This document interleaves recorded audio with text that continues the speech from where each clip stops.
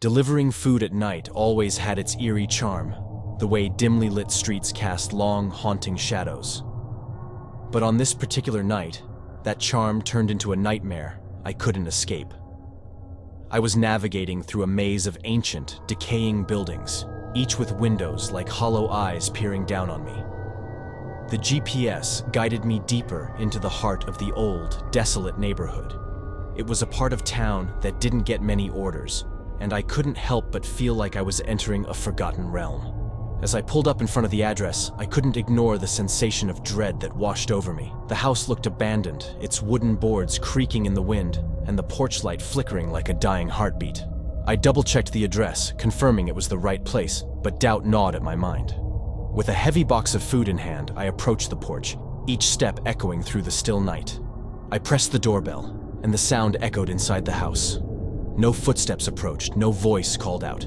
It was as though the place had been abandoned for years. Just as I was about to leave, I heard a whisper, barely audible, from the darkness behind me. "Wait!"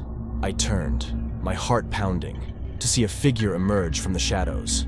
The man was hunched, his face obscured by a tattered hood. His outstretched hand reached for the food, and I handed it to him, eager to be done with this eerie encounter. As I handed over the package, his fingers brushed mine, and I felt an icy chill surge through me. He muttered a soft, sinister "thank you," and retreated back into the shadows, leaving me standing alone on that desolate porch. I rushed back to my car, my imagination running wild. Was this some sort of prank, or had I just interacted with a ghostly resident of that forsaken house? I couldn't shake the feeling that something was terribly wrong. As I pulled away, my phone rang, flashing the delivery app's logo. It was the same address I had just left. I couldn't believe it. How had they placed another order so quickly? I answered the call, and a voice on the other end sent shivers down my spine. "I hope you enjoyed the meal," the voice said, laced with a chilling malice. "You'll be delivering here again soon." The call ended abruptly, leaving me with a racing heart and a sense of impending doom. I knew I had to get out of that neighborhood, but as I turned onto the main road, I realized I was lost.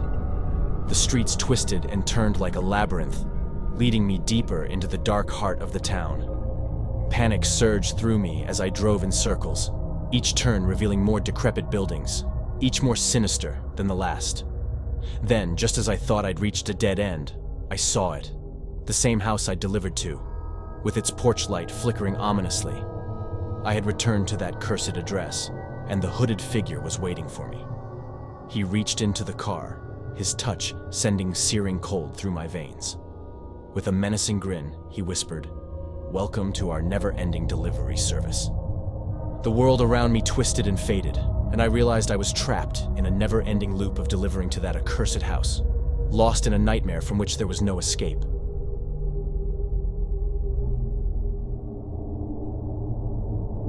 Delivering food at night was always a mixed bag of emotions.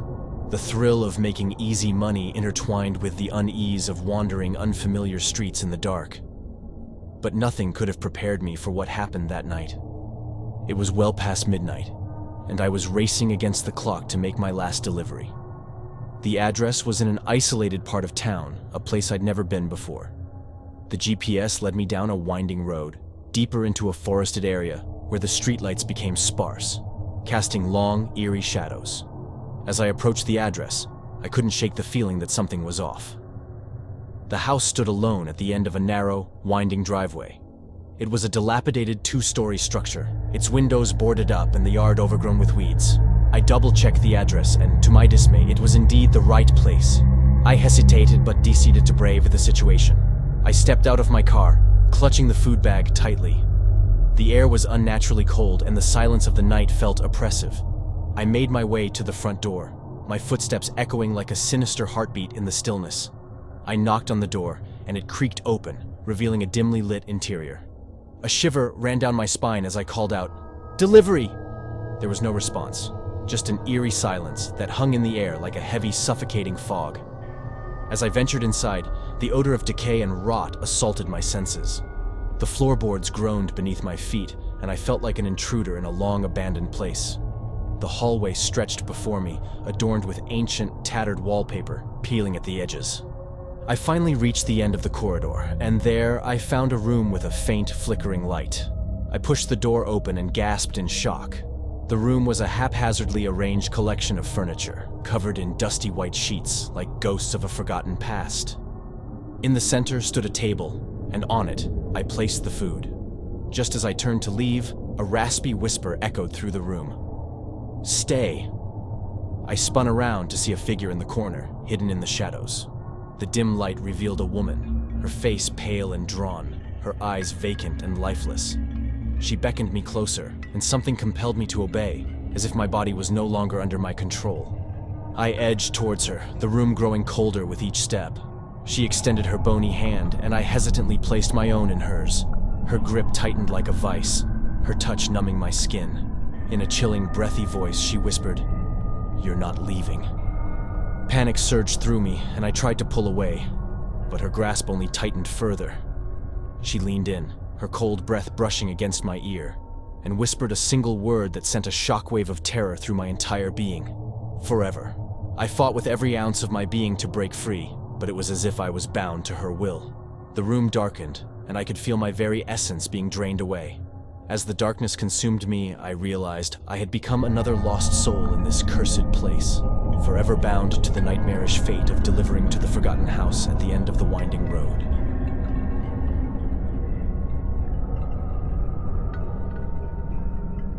Delivering food at night was a part of my life as a college student trying to make ends meet. Most nights were uneventful, but there was one that still haunts me to this day. It was a foggy, moonless night when I received an order to an address I'd never seen before. The GPS guided me to the outskirts of town, where the streets grew narrower and more obscure with every turn. The silence was unsettling, and the eerie ambiance set my nerves on edge. When I arrived at the address, I was met with a scene straight out of a horror movie. The house was a decaying Victorian mansion, hidden behind overgrown trees and thick ivy. Its windows were shattered, and the front door creaked ominously on its hinges. This place looked abandoned for decades. I called the customer, wondering if it was some kind of joke. A hushed voice on the other end confirmed the order and requested that I leave the food on the porch. Uneasy, I complied, leaving the bag on the rickety porch swing. As I turned to leave, a whisper in the darkness caught my attention. It was barely audible, a mournful sigh that sent a chill down my spine. I scanned the surroundings, finding nothing, but the feeling of being watched was undeniable. My steps quickened as I headed back to my car, my breath visible in the frigid air. Just as I reached the driver's seat, the fog thickened, swirling like a sinister mist. Shapes moved within it, shadows that seemed to slither and writhe, drawing closer. I fumbled for my keys, desperate to escape this place. The whispers grew louder, filled with sorrow and anguish. "Stay," they murmured, and it was as though a weight pressed on my chest, making it hard to breathe. With trembling hands, I managed to start the car. The engine roared to life, but the wheels spun in the mud, refusing to budge. Panic surged through me as the fog crept closer, the shadows taking on twisted, grotesque forms. From the corner of my eye, I saw them emerge from the fog, a procession of ethereal figures, their faces twisted in anguish, their eyes hollow voids. They reached out to me, their skeletal fingers clawing the air.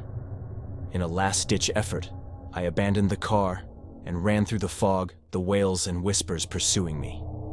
I reached the nearby woods, where the fog couldn't penetrate the dense trees. Gasping for breath, I looked back, but the figures halted at the edge of the forest, their mournful gazes never leaving me. I finally found my way out of those cursed woods, leaving behind the haunted mansion and its tormented souls. I never went back to that part of town and requested to never deliver to that address again.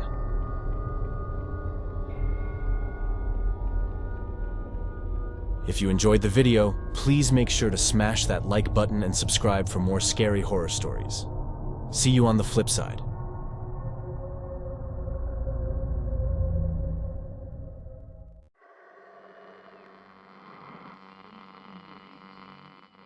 The pale glow of the moon slivered through the curtains, casting silvery patterns on the floor of my small one-bedroom apartment. I had always been a night owl, comfortable in the silence and darkness. But that night, a chilling sensation of unease settled in my bones. It all began with the new neighbor next door. I'd moved into this quiet suburban complex just a month ago and had never met him, but odd occurrences were becoming increasingly common. Late at night, muffled sounds would seep through the walls, like distant whispers that wormed their way into my ears. I decided to investigate. One fateful evening, I found myself perched at my window, peering into the world beyond. My neighbor's apartment was shrouded in darkness, but a single dim light shone from beneath his door. The eerie glow beckoned me. I tiptoed down the hallway, my heart pounding in my chest. As I reached his door, I heard it, a faint bone-chilling murmur, like a mantra being recited by a sinister choir. Taking a deep breath, I knocked. The murmurs ceased, and an agonizing silence enveloped me. My knuckles tapped the door again, more insistently this time. It creaked open slowly, as if by a ghostly hand. Stepping inside, I was met with a sight that sent shivers racing down my spine. The apartment was dimly lit, with dozens of candles flickering on every available surface. The walls were adorned with an array of peculiar symbols and bizarre drawings. At the center of the room, my neighbor sat cross-legged on the floor, his face hidden in the shadows. I stammered, "Who are you? What are you doing?" He turned to me, and my breath caught in my throat. His eyes were devoid of life, replaced by an obsidian void that seemed to suck me into its depths. "Welcome, neighbor," he crooned in a voice that seemed to emanate from the darkest abyss. "I've been waiting for you." Paralyzed by fear, I watched as he rose to his feet, revealing a grotesque figure draped in rags. He extended a bony hand, fingers unnaturally long, beckoning me closer. I stumbled back, desperate to escape, but the door slammed shut with a thunderous force, trapping me in this nightmarish prison. The symbols on the walls seemed to writhe and shift, coming to life in an eerie, unsettling dance. The air grew thick with an otherworldly chill, as if the room itself were breathing. My neighbor advanced toward me, each step accompanied by the ominous chants that seemed to emanate from the walls themselves. I realized that I had stepped into something far beyond my understanding, something sinister and ancient. Terrified, I knew I had to fight my way out. I lunged for the door, my fingers trembling as I tried to grasp the knob. The room seemed to resist my efforts, its malevolence growing stronger with each passing moment. Just as I felt my strength waning, the door finally gave way and I burst into the hallway, leaving the chanting in the darkness behind. I rushed back into my own apartment, my heart pounding like a drum. The strange occurrences continued, but I dared not investigate further.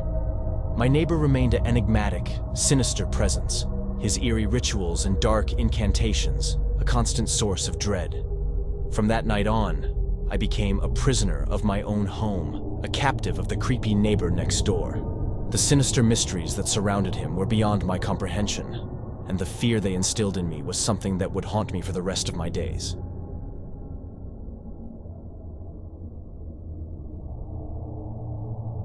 The house next door had been abandoned for as long as I could remember, its paint peeled like the skin of a serpent shedding its old self. The windows were black voids, staring out like empty eye sockets. Nobody in our quiet suburban neighborhood knew what had happened to the previous owners. But one night, I would come face to face with the chilling truth. It was a moonless night, the kind that clung to your skin, making you shiver. I sat in my dimly lit living room, reading a book and sipping on a hot cup of tea. The world outside was silent, wrapped in an inky cloak of darkness. Then I heard it, a faint, eerie melody, like the distant strains of a melancholic violin. Curiosity stirred within me, and I put my book down, listening more closely. The sound was coming from the direction of the abandoned house. The chilling music echoed through the night, pulling me toward it like a siren's call. I slipped out of my house, drawn to the melody. The wind whispered secrets in my ear as I reached the overgrown front yard of the vacant dwelling. The night seemed to grow darker, and the shadows danced to the haunting tune. I approached the front door, which stood ajar.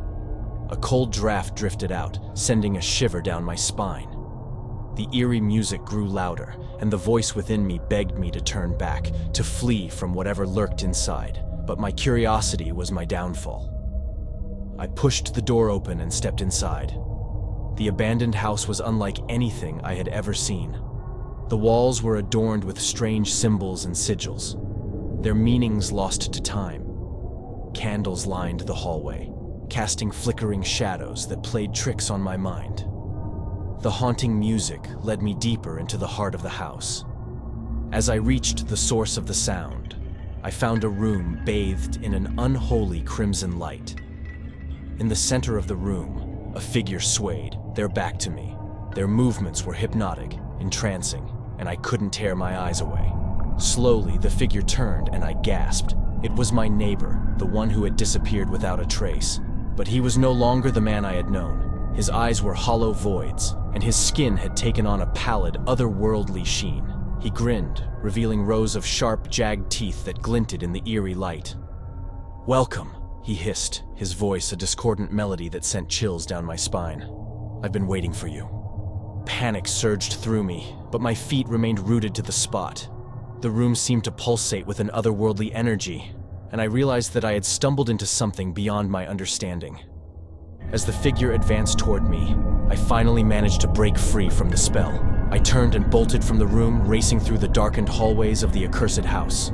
The chilling melody followed me, a haunting reminder of the horrors that lurked within. I burst out of the front door, my heart pounding, and collapsed in my own front yard. The abandoned house loomed behind me, its dark secrets still intact. From that night on, I couldn't look at the empty house without feeling a shiver crawl down my spine.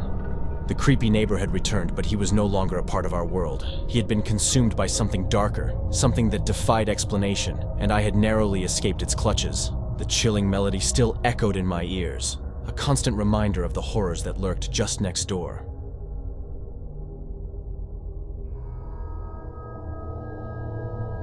I had always felt a certain unease about our new neighbor, Mrs. Thornton, who lived in the small house next to mine. She was reclusive, seldom seen during the day, but my curiosity piqued when I noticed her nocturnal activities.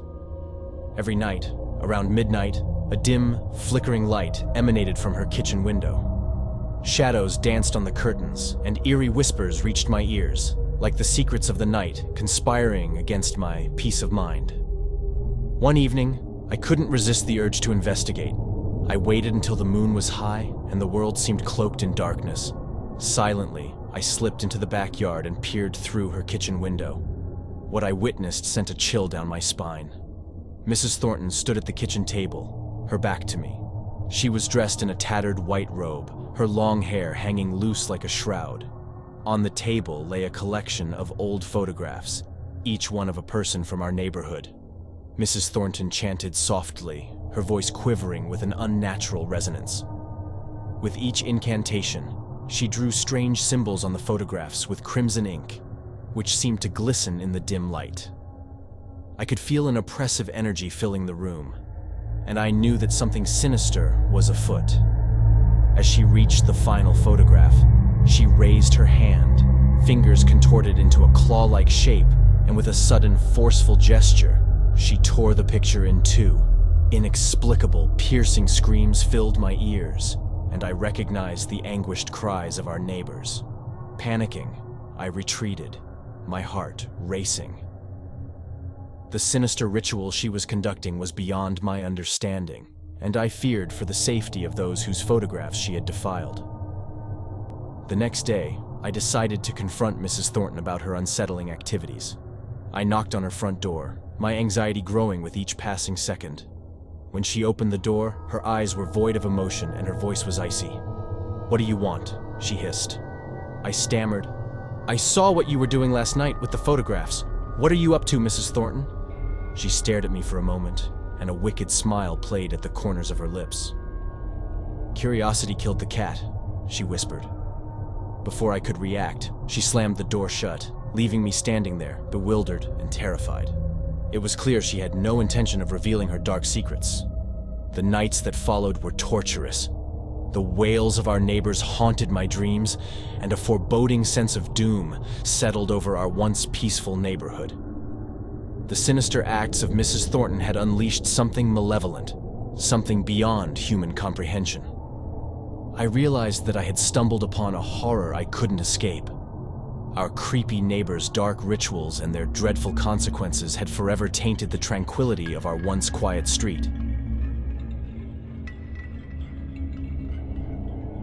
If you enjoyed the video, please make sure to smash that like button and subscribe for more scary horror stories.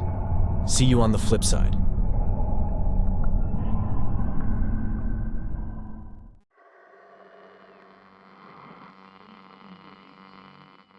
Home alone, it was supposed to be a night of solitude, a rare luxury in my chaotic life. The dark clouds hung low, obscuring the moon, while the wind outside howled like a mournful ghost. Little did I know, this night would become a nightmare etched into my memory forever. The clock struck midnight as I settled into the couch, wrapped in the warm cocoon of my cozy living room. The dim glow of the television cast eerie shadows across the walls, adding to the unsettling atmosphere. I had just begun to immerse myself in a true crime documentary when I heard it. A faint creaking noise, like a footstep on the wooden floor above. I paused the documentary, my heart pounding, and strained my ears to listen. The silence was deafening. The only sound was the thudding of my own heart. It had to be my imagination, I told myself. My house was old, and it had its fair share of strange sounds. I resumed watching, trying to convince myself it was nothing. Just as I had started to regain my composure, the noise returned, louder this time. It was unmistakable. The sound of someone walking, slowly and deliberately, in the room directly above me. Panic seized me, and I fumbled for my phone, ready to call the police. But as soon as I had it in my hand, the footsteps ceased, and all was silent once more. The minutes dragged on like whores, and I was torn between fear and disbelief. Maybe it was a break-in, or perhaps just my mind playing tricks on me. I couldn't stay huddled on the couch forever, so I mustered the courage to investigate. Slowly, I crept up the creaky staircase, clutching a heavy vase as my makeshift weapon. The upstairs hallway was eerily quiet, and I switched on the hallway light to dispel the darkness. The doors to the bedrooms were all closed, and I approached the one from which the sounds had seemed to originate. I pushed the door open, bracing for the worst, but what I saw sent a wave of terror through my entire being. There, standing in the dimly lit room, was a figure, obscured by shadow. The silhouette was menacing, a looming presence. My voice caught in my throat as I tried to scream, and my fingers trembled around the vase. The figure, unmoving, spoke in a whisper. "You shouldn't have come up here." Its voice was cold and emotionless, and it sent chills down my spine. I mustered every ounce of courage I had left and swung the vase at the intruder, only to watch it pass right through the shadowy form. It was as if the figure was made of smoke, dissipating into the air. Panic consumed me as I stumbled back and raced down the stairs. But as I reached the bottom, the lights flickered and died, plunging me into complete darkness. I fumbled for my phone, using its weak glow to navigate through the pitch-black house.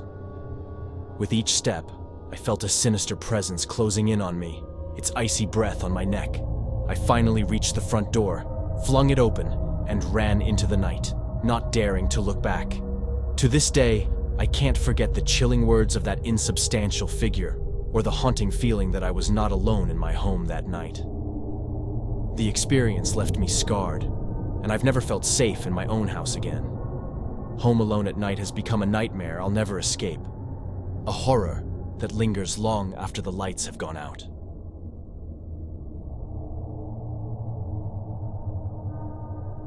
The night was dark and stormy, with the rain drumming against the windows and thunder rumbling in the distance. I found myself alone at home, my family away for the weekend. I figured it would be the perfect time to unwind, but little did I know, it would become a night of sheer terror. I curled up on the couch, wrapped in a warm blanket, and turned on the TV, hoping to find some light-hearted entertainment to chase away the shadows lurking outside. The flickering light from the screen created eerie patterns on the walls, casting a foreboding atmosphere over the room. As I began to lose myself in a mindless reality show, a sudden sound made me jump in my seat. It was a soft, scratching noise, like claws against the hardwood floor. I muted the TV, my heart racing. My first thought was that our dog, Max, must have somehow gotten inside, but we didn't have a dog. A sense of unease settled in, but I brushed it off as the product of an overactive imagination, blaming the storm for my paranoia. I turned the volume back up and tried to ignore the strange sound. Moments later, the noise returned, louder and more persistent. This time, it seemed to be coming from the hallway leading to the bedrooms. I knew I was alone in the house, but the scratching continued, growing closer and more deliberate. With trembling hands, I reached for my phone to call my parents, but the battery was dead. Panic washed over me as I realized I had no way to reach them. I was utterly isolated in the house, the storm outside intensifying, as was the dread within me. Summoning every ounce of courage, I got up and moved cautiously toward the hallway. The scratching grew louder, more frenzied. I didn't want to open that door, but I had to know what was on the other side. With a deep breath, I flung it open. What I saw froze my blood. There, in the dimly lit hallway, was a ghastly figure. It stood hunched over, its long, spindly fingers clawing at the wooden floor. Its face was hidden by a curtain of greasy, matted hair, and its body seemed emaciated and skeletal. I tried to scream, but my voice failed me. I stumbled backward, my heart pounding, and the creature turned its head toward me. Its eyes glowed with malevolence, and a sinister grin twisted its lips. "You shouldn't have come," it whispered, its voice a hoarse, otherworldly whisper. As it inched closer, I slammed the door shut and locked it, but the scratching continued, now against the bedroom door. Desperation overcame me, and I rushed to my parents' room, barricading the door with a heavy dresser. The storm outside raged on, a chaotic symphony of wind and rain, and I prayed for its protection. The scratching persisted, and I could hear the faint sound of the creatures whispering on the other side. Hours passed, and I huddled in the darkness of the room, my phone still lifeless, my heart pounding. The scratching eventually stopped, and the malevolent presence seemed to fade away. But the memory of those glowing eyes and that sinister smile haunts me to this day. I never found out what that thing was, but I'll never forget the night when I was home alone and something truly horrific came knocking on my door.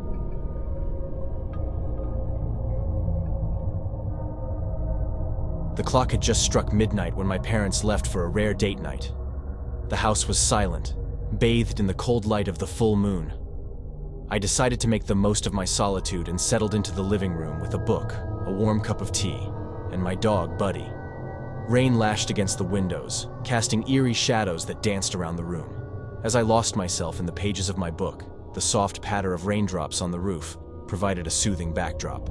Everything was peaceful, or so it seemed. Suddenly, Buddy's ears perked up, and he started growling. His gaze fixed on the hallway leading to the bedrooms. I hushed him, attributing it to his sensitive nature and the storm outside. But his growl intensified, morphing into a low, menacing snarl. My unease grew, and I put the book aside, listening intently. That's when I heard it, an eerie, echoing laughter that seemed to emanate from within the walls themselves. It sent shivers down my spine, and I called out, Mom! Dad? Is that you?" No response, just the maddening sound of the laughter growing louder. Panic took hold of me, and I grabbed Buddy, retreating to the corner of the room. The laughter echoed through the house, twisting and distorting, as if it were all around me. Then, the lights flickered, and I was plunged into darkness. I fumbled for my phone, using its feeble light to scan the room. The laughter had ceased, leaving behind an oppressive silence. I decided to brave the darkness and make my way to the circuit breaker. With Buddy by my side, I crept down the dark hallway, my footsteps cautious and slow. As I reached the circuit breaker, the laughter returned, even more dissonant and sinister. The room was still dark, the power not restored. A shadowy figure moved at the end of the hallway, just beyond my field of vision. I could feel its malevolence, a chilling presence that sent a paralyzing fear coursing through me. My voice trembled as I whispered, "Who's there?" The figure, barely visible in the dim light, inched closer, and I caught a glimpse of its twisted, contorted face. It was as if it had emerged from a nightmare, a grotesque and maleficent specter. In that moment, Buddy leaped forward, snarling and barking with ferocity, driving the figure back. The lights flickered to life, revealing an empty hallway. The sinister laughter had vanished, and the oppressive presence had retreated. I checked every corner of the house, but it was clear I was alone. Buddy, my faithful protector, had driven away whatever malevolent entity had invaded our home. I couldn't explain what had happened, but I was grateful for my loyal companion. The rest of the night passed in uneasy solitude, and when my parents returned, I couldn't bring myself to tell them what had transpired. As they hugged me and Buddy, I knew that sometimes, in the darkest of hours, the line between reality and the supernatural blurs, leaving behind an unshakable fear that lingers long after the night has ended. If you enjoyed the video, please make sure to smash that like button and subscribe for more scary horror stories. See you on the flip side.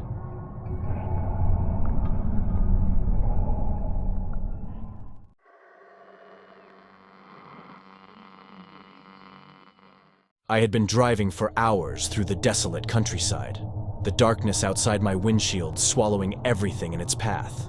The only sound was the rhythmic hum of my engine, which had become my only companion on this lonely stretch of road. I was low on gas, and the nearest town was still miles away, so when I saw the flickering neon sign of a gas station up ahead, relief washed over me. The station appeared deserted as I pulled up to the pumps, and a shiver ran down my spine. The dim, flickering fluorescent lights gave the place an eerie ambiance. The night seemed to press in on all sides, making the isolation almost suffocating. I hesitated for a moment, debating whether I should continue on to the next town, but the low fuel warning on my dashboard left me with no choice. I had to stop and fill up. I stepped out of the car and could hear nothing but the wind howling through the barren trees. A chill ran down my spine as I reached for the gas pump. The creaking of the old, rusted metal sounded like a whispering ghost. I took a deep breath, trying to shake off the feeling of unease, and focused on the task at hand. As I pumped gas into my car, the flickering lights cast eerie shadows across the abandoned station. The building itself looked like it hadn't been used in years, with cracked windows and graffiti-covered walls. A sense of foreboding lingered in the air, like a warning from the universe that I should have heeded. Just when I thought I was being paranoid, I heard a faint, haunting melody. It was the tinkling of a music box, drifting towards me on the wind. My heart pounded in my chest as I followed the sound. It led me to a cracked window of the gas station's convenience store. I peered inside, and my blood ran cold. There, in the dimly lit store, I saw a shadowy figure hunched over a counter. They were winding an antique music box, their bony fingers moving with a slow, deliberate rhythm. The tune it played was hauntingly beautiful and yet unnerving, like something out of a nightmare. A sense of dread washed over me as I realized I was not alone. I fumbled for my phone and dialed 911, whispering my location as quietly as I could. The dispatcher assured me that help was on the way, but I couldn't tear my eyes away from the figure in the store. The music box suddenly stopped, and the figure slowly turned to face me.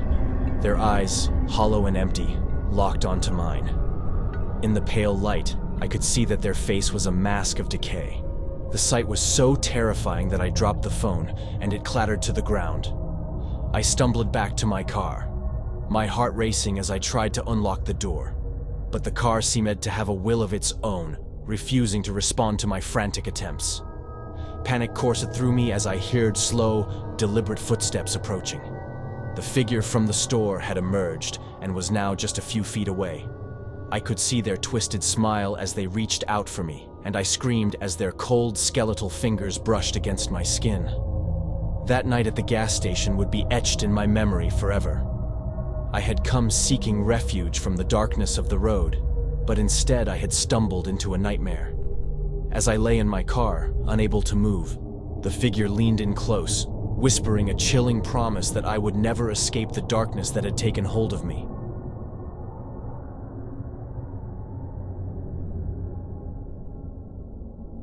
I had been driving for hours on a desolate highway, my only companions the endless road and the haunting whisper of the wind.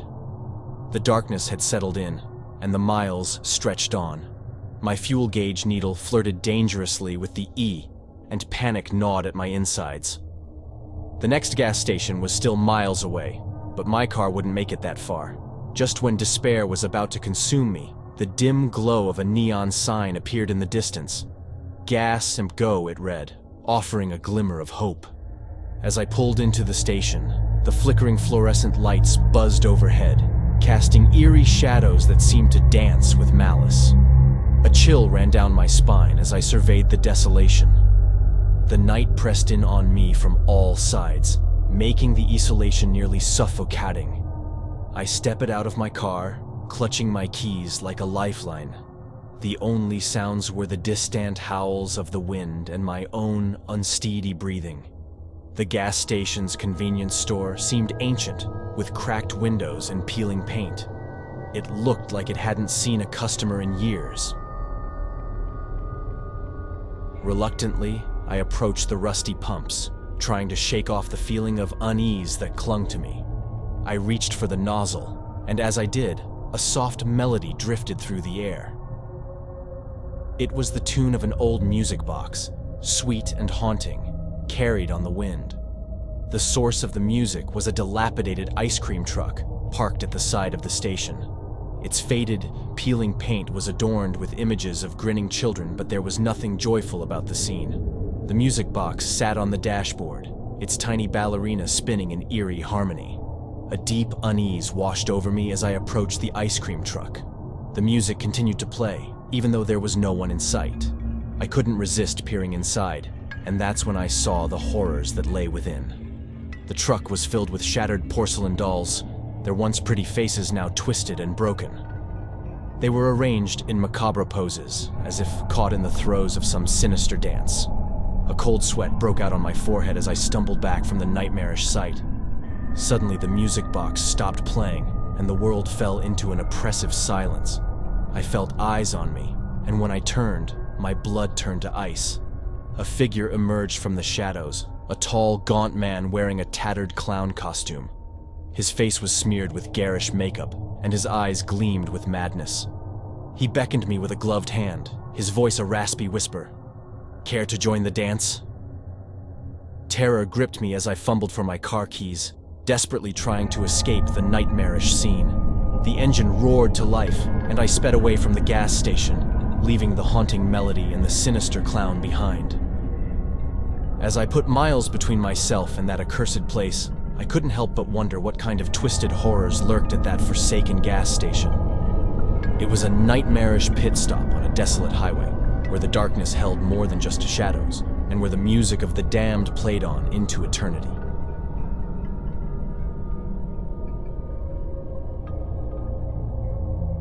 Driving through the desolate back roads at night, I watched as the fuel gauge ominously dipped below the red line. My fingers tightened around the steering wheel as I desperately scanned the horizon for any sign of civilization. Just when panic started to claw at my throat, a dimly lit gas station appeared like a mirage. I pulled into the station, and the eerie silence that enveloped the place sent a shiver down my spine.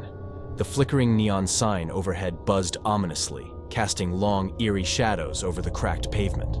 The station seemed frozen in time, a relic of a forgotten era. I stepped out of the car, and the night air felt heavy, as though the darkness itself was pressing down on me.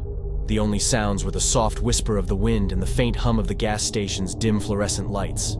I noticed a flickering "open" sign in the window of the convenience store, and cautiously pushed the door open. The bell above the door jingled, and I was greeted by the unsettling sight of the store's solitary cashier. His back was turned to me as he stocked shelves with ancient, dusty cans of food. I couldn't see his face, but something about him felt off, like an uncanny presence that made my skin crawl. I grabbed a bag of chips from the shelf, my excuse to be there, and approached the counter. The cashier still hadn't turned to acknowledge me. He seemed frozen in place, as if time had stopped within the confines of the store. I cleared my throat, but he remained motionless. Panic surged within me as I reached out to touch his shoulder. My fingers sank into cold, unyielding flesh. With a gasp, I stumbled back, the bag of chips falling from my hand. The cashier slowly turned to face me, and I recoiled in horror. His face was a mask of decay, eyes hollow and empty. He spoke with a voice that seemed to emanate from the depths of the abyss, a voice that sent icy tendrils down my spine. "Have you come for the eternal night?" he asked. Terror consumed me, and I bolted for the exit. the bell above the door jingling frantically. The night outside felt even darker, and the once familiar road now seemed like an endless maze of despair. I raced back to my car, the engine roaring to life, and sped away from that cursed gas station. In my rearview mirror, I caught a glimpse of the cashier standing in the door, his grotesque grin haunting my thoughts. The memory of that night will forever haunt my dreams. I had sought refuge at a gas station, but I had unknowingly stumbled into a realm of darkness and despair, where time stood still, and the cashier beckoned travelers to join him in the eternal night.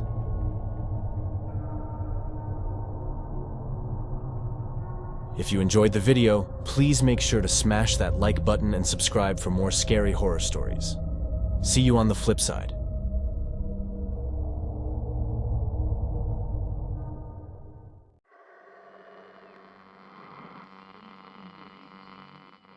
The dimly lit coffee shop was the setting for our first Tinder date. It had been weeks of messaging, flirting, and building an eerie sort of anticipation. Her name was Sarah, a name that sounded so sweet but held secrets I would soon discover. She seemed mysterious, like a riddle waiting to be solved. Our date was set for a chilly October night. She insisted on meeting at a secluded park surrounded by ancient trees and the ominous glow of a full moon. The air was thick with the scent of fallen leaves and damp earth. A fog hung low, adding an eerie touch to the atmosphere, but I dismissed it as mere coincidence. After all, what could possibly go wrong on a first date? Sarah stood beneath the gnarled branches of an ancient oak tree. Her dark hair cascaded like a waterfall down her back, and her emerald eyes glowed with an uncanny intensity in the dim light. She greeted me with a seductive smile that sent a shiver down my spine. "Hi," she said, her voice smooth as silk. "I'm so glad you came." We sat on a weathered wooden bench and our conversation flowed effortlessly. Sarah was captivating, and I found myself drawn deeper into her web of intrigue. She spoke of her love for the night, her fascination with the macabre, and her obsession with the unknown. Her stories, while thrilling, seemed too good to be true. As the night deepened, she suggested we take a walk through the park's winding paths. The fog had thickened, swallowing the moonlight and casting an eerie pallor over everything. A chill ran through me, but I couldn't resist her charm. We strolled deeper into the forest, the shadows growing thicker and more oppressive. Sarah's pace quickened, and she began to talk about rituals and sacrifices, her voice taking on a sinister edge. My heart raced, but I assumed she was simply sharing her interests. As we ventured further into the woods, the atmosphere grew unbearably tense. Suddenly, she stopped and turned to me, her emerald eyes ablaze with an unnatural fire. "Do you want to see something truly terrifying?" she asked. Before I could respond, she produced a small, ornate dagger from the folds of her coat. My pulse quickened, and I took a step back, panic surging through me. "What are you doing?" I stammered. She ignored my question and began to chant in a language I couldn't understand, her voice rising to a chilling crescendo. A presence, something ancient and malevolent, stirred in the darkness. The trees seemed to come to life, their gnarled branches reaching out as if to ensnare us. I turned to flee, but the forest had changed. The paths twisted and turned, leading me in circles. Panic set in, and I realized I was trapped in a nightmarish labyrinth with a woman whose intentions were far from romantic. My every instinct screamed at me to escape, to get as far away from her as possible, but it was too late. She lunged at me, the dagger gleaming in her hand, her emerald eyes devoid of humanity. I stumbled backward, falling to the ground. In the final moments of my Tinder date from hell, I glimpsed the terrifying truth. Sarah was no ordinary woman. She was a creature of the night, a harbinger of darkness, and I had fallen into her trap. As the dagger descended, I couldn't help but wonder if my disappearance would become another chilling story told around the campfire, a tale of a Tinder date at night gone horribly wrong.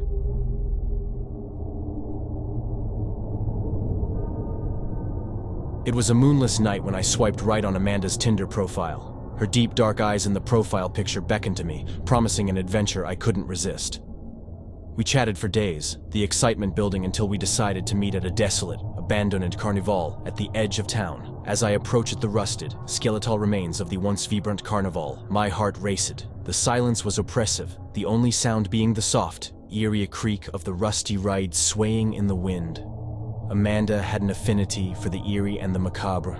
She'd mentioned that several times, but I didn't expect this. I finally spotted her by the dilapidated Ferris wheel. Her long, raven-black hair and crimson dress stood out like a vivid scarlet flame against the backdrop of decay.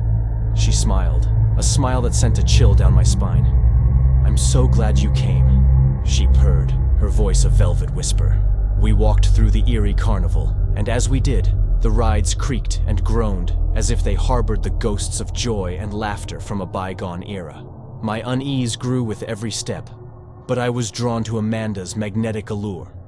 She spoke of haunted carousels and cursed clowns, her words painting a chilling landscape around us. The night grew colder, and a dense fog settled in. Amanda suggested we visit the Tunnel of Shadows, a dark, decrepit structure that was rumored to be cursed. She seemed so excited, her eyes sparkling with a malevolent glee. I hesitated but couldn't refuse her. Inside the tunnel, we were enveloped by an inky darkness that was absolute. The air grew heavy, and I could hear Amanda's whispered laughter echoing. Panic set in as I lost my bearings. I called out to her, but she was nowhere to be found. Suddenly, the darkness parted, and I stumbled into a nightmarish scene. The tunnel was filled with grotesque life-sized marionettes hanging from rusty chains. Their empty eyes stared into my soul, their faces contorted in expressions of anguish. I could hear whispers, mournful pleas for release, coming from the lifeless wooden figures. As I tried to escape, I realized that the marionettes were moving, their wooden limbs jerking and contorting in unnatural ways. I screamed as one reached out and touched me with its cold wooden hand. And then I saw her, Amanda, standing at the far end of the tunnel. Her eyes now glowed with an otherworldly light. She beckoned me with a twisted smile. "You wanted an adventure, didn't you?" she whispered. Terrified, I ran toward the exit, but the marionettes came to life, their strings snaking toward me like serpents. I struggled and fought, but their wooden grip was unyielding. I could hear Amanda's laughter, a haunting sound that echoed in the dark. Just as I felt my consciousness slipping away, I managed to tear myself free from the marionette's grasp and stumbled out of the tunnel, gasping for breath. I never looked back, never saw Amanda again. That night, as I fled the abandoned carnival, I realized that the line between excitement and horror was thinner than I could have ever imagined. My Tinder date had taken me to the edge of a nightmare, and I had barely escaped with my life, haunted by the eerie carnival of horrors and the enigmatic woman who had lured me into its depths.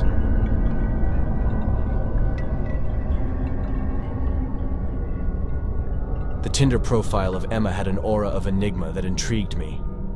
Her profile picture showed a striking woman with long, ebony hair and piercing blue eyes. She described herself as a lover of the night and whispered secrets.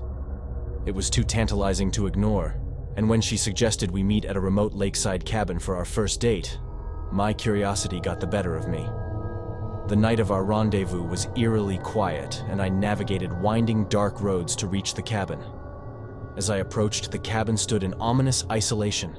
Its windows were shrouded in darkness, and the only illumination came from the cold, pale moon above. A sense of foreboding crept over me, but I had come this far and couldn't turn back now. Emma greeted me at the door, her pale face illuminated by the dim light of the porch. Her beauty was undeniable, but there was a hollowness in her eyes that sent a chill down my spine. Without a word, she beckoned me inside. The cabin was a strange mix of old-world charm and Gothic decor. Dimly lit candelabras cast long, flickering shadows across the room. The walls were adorned with peculiar, archaic symbols. Emma led me to a dimly lit dining area, where a table was set with antique silverware and crystal goblets. The atmosphere was suffocatingly quiet, and I attempted small talk, but Emma's responses were cryptic and disjointed. It was as if she was living in a world of her own, a world shrouded in darkness. As the night wore on, I noticed that the cabin was unseasonably cold. A draft whispered through the room, extinguishing the candles one by one. Emma didn't seem to notice, or perhaps she did, and it didn't bother her. She proposed a game. A macabre game of hide-and-seek in the pitch-black cabin. It was an odd suggestion, but her eyes gleamed with an eerie excitement that I couldn't resist. She counted to 100 while I hid somewhere in the cabin's dark recesses. As I huddled in my hiding spot, my heart pounded in my chest. The cabin creaked and groaned, and I could hear Emma's footsteps growing closer. Suddenly, the door to the room slammed shut, sealing me in darkness. Panic surged through me, and I fumbled for my phone to illuminate the room. When the light finally pierced the darkness, I screamed in terror.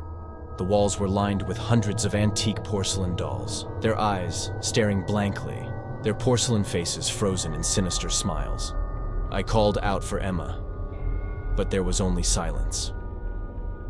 The dolls seemed to come to life, their eerie porcelain limbs creaking as they advanced toward me.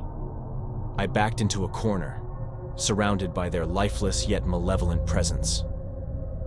Then I heard her voice, a ghostly whisper in the dark.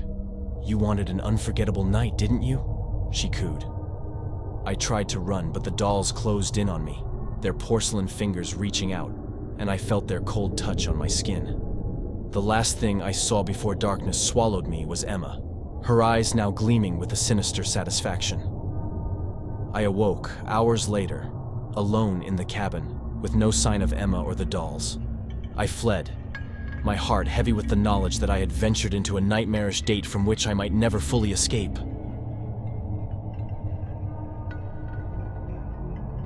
If you enjoyed the video, please make sure to smash that like button and subscribe for more scary horror stories.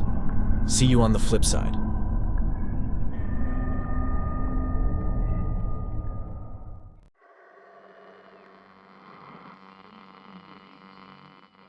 My heart raced as I trudged through the thick blanket of fog that enveloped the college campus.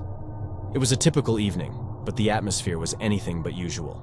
I was a freshman, and the campus had a reputation for being haunted, with eerie stories circulating about its dark history.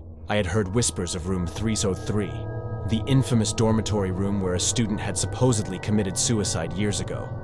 The legend went that the restless spirits still roamed the campus, seeking vengeance for the injustice done to them. One night, curiosity got the better of me, and I found myself standing in front of the abandoned, decrepit building that housed room 303. I shuddered at the sight of the decaying structure, its windows shattered, and the walls covered in graffiti. The atmosphere inside was heavy, like the very air was tainted with sorrow. With each step up the creaking stairs, the whispers grew louder, and the temperature plummeted. The dim light of my flashlight was the only source of illumination. As I reached the third floor, the silence was oppressive, and the whispers took on an eerie quality, like mournful wails. I located room 303, its door hanging slightly ajar. The room's desolation struck me. Cracked walls, broken furniture, and a sense of abandonment that hung in the air. My breath misted in the cold, and I could feel the eyes of the unseen upon me. The moment I stepped into room 303, a chilling gust of wind slammed the door shut behind me. Panic seized me as I realized that I was trapped inside. The whispers grew more frantic, and a ghostly figure materialized before me. It was the spirit of the student who had met a tragic end here. The spirit's hollow eyes bore into me, and I felt its anger and despair. It blamed the college for its death, for not taking action when they needed help the most. It was a victim of neglect and indifference, and it wanted justice. In a voice that sent chills down my spine, the spirit demanded that I help it expose the truth, to reveal the dark secrets the college had buried for years. I was the chosen one, the messenger of the restless dead, tasked with bringing the college's darkest secrets to light. Terrified and trembling, I agreed to help the vengeful spirit. It revealed hidden files, documents, and photographs that told a chilling story of institutional negligence, covering up incidents, and a history of suffering that had been swept under the rug. As I collected the evidence, the whispers grew faint, and the spirit dissolved into the darkness. The door creaked open, and I fled from room 303, carrying the weight of a grim truth. I couldn't rest until I exposed the college's sins and gave the tormented spirit the justice it deserved. The campus would never be the same, and the chilling knowledge that I had uncovered would haunt me for the rest of my days. My college experience had taken a nightmarish turn, and I had become a reluctant messenger of the dead, determined to bring the darkness to light. The haunted college had revealed its secrets, and I was forever changed by the horrors I had encountered.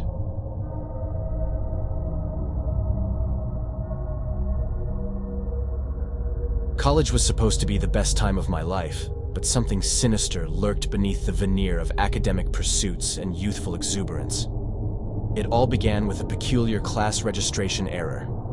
I found myself enrolled in a course that didn't exist in the official curriculum, Advanced Occult Studies. I was intrigued, but also bewildered, as I had never shown any interest in the supernatural. The professor's name was Professor Blackwood, an enigmatic figure with a reputation for being both brilliant and eccentric.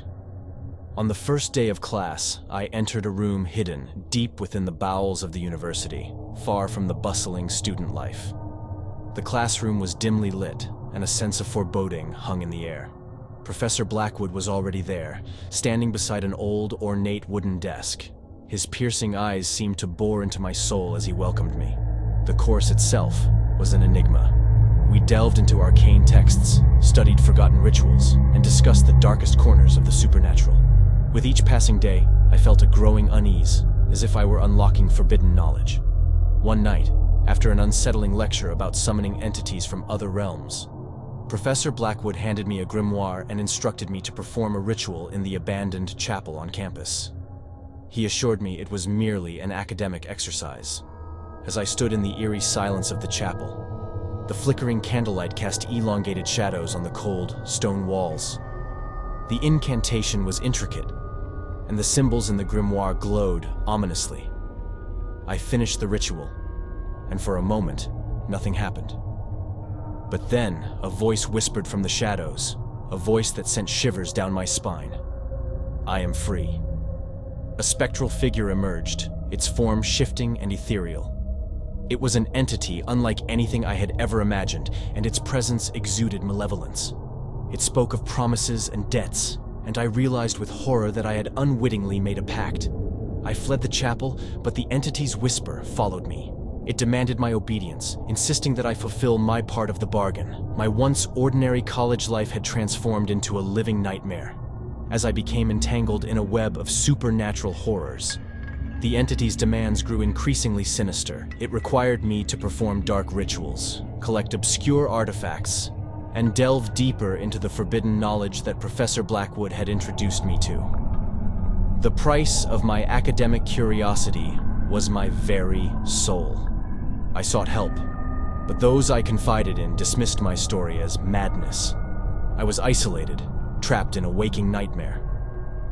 Professor Blackwood seemed to revel in my torment, and I realized he was the puppet master orchestrating this malevolent symphony. As the days turned to weeks and then months, the entity's influence over me grew stronger. I could no longer distinguish reality from the nightmare that had become my life.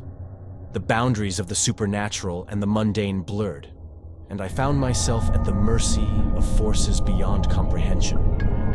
My college experience had become a descent into darkness, a cautionary tale of the dangers of pursuing forbidden knowledge. I was forever marked by the horrors that lurked beneath the surface of academia, a victim of my own curiosity, ensnared in a web of malevolence from which there was no escape.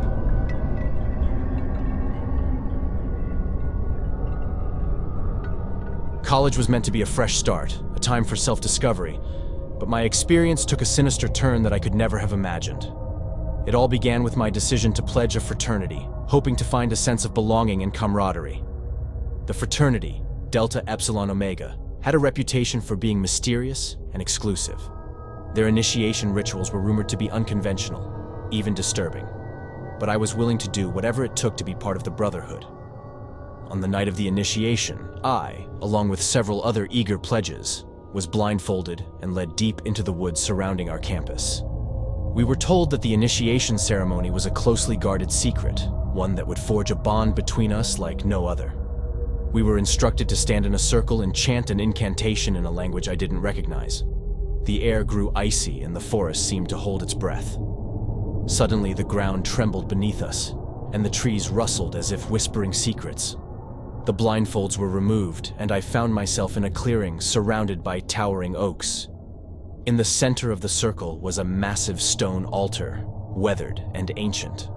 The fraternity's senior members, clad in hooded robes, circled around it, their faces hidden in shadows. As I looked at the altar, my heart sank. It was stained with dark splotches, and strange symbols were etched into its surface. The realization that something was terribly wrong gnawed at my gut. One by one, the pledges were called to the altar. There, they were given a chalice filled with an unknown liquid.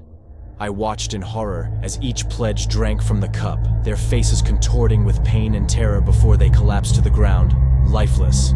My turn came, and I knew I had to make a choice.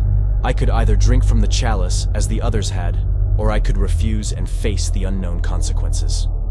My mind raced, but something inside me compelled me to refuse. I couldn't bear to end up like the others. I stood my ground and declared that I would not partake in the ritual. The senior members, their faces hidden by their hoods, whispered in low, eerie voices. The forest seemed to close in around me, and a bone-chilling wind swept through the clearing. Suddenly, the forest came alive, with eerie, ghostly figures, their forms shifting and writhing. They closed in around me, their cold fingers brushing against my skin. I tried to run, but my limbs felt heavy and the world blurred. The last thing I remember was their haunting laughter and the sensation of being pulled into the ground, swallowed by the very earth itself. I awoke, gasping for breath, in my dorm room. The events of that night in the forest were hazy, like a distant dream. But the fear and dread remained etched into my memory. I realized that the fraternity, Delta Epsilon Omega, was not what it seemed. Their initiation ritual had unleashed something ancient and malevolent, and I had narrowly escaped its clutches. My college experience had turned into a nightmare, a dark secret I could never forget, and I knew that the true horror had only just begun.